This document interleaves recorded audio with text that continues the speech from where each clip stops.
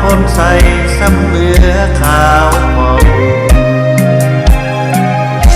ในวอนอยู่บ้านทันใส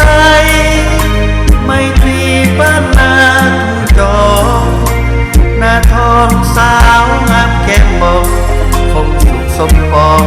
ทุกคนบ่นาคิดฮอดแก้วตาจึงถามข่าวมาบ่เว้นแถลงอยากขอมานั่งแงสาวสีแพงไม่ท้องน้องลาใส่เดสาวบ้านมีสูงอย่าให้อายทุกโซหาหน้าเวียงนัดกันเถื่อหน้าจะมาเยี่ยมยามแวะกินข้าวง่ายบ้านนาเลียวอยู่ซุ้มทรงเรียบฝั่งน้ำซ้ำเห็นสาวลงอาบน้ำใต้ฟ้าสีขาว ยามบ่ายจนสมลุยข้ามน้ำซ้ำน้องยังบีบน้ำใส่อายสาวทาดเมืองพระทองมาใส่อย่าลืมเด้ออายน้องสาวหัวพัน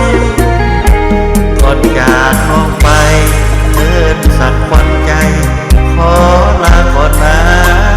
บ่ดนอายจะกลับมานาสักการอย่าลืมคำมันสาวนาน้องบัวขับมองน้องคำส่งอายคืนนั้นถึงแม้หลายปีพ้นผ่านสำเนียงน้องนั้นอายยังบ่เดิน